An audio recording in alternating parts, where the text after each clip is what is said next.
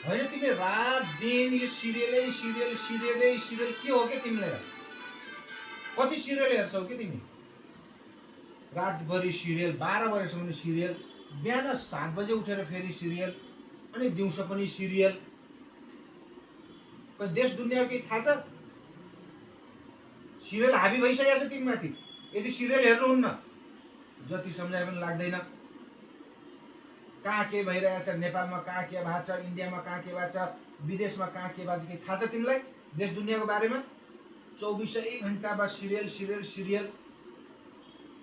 देश दुनियाँको बारेमा थाहा पाउने गर। नेपालमा के भइरहेछ अहिले, कहाँ के काण्डहरू भएको छन्, इन्डियामा कहाँ भइरहेछ, विपद कति परेको छ, केही थाहा छ?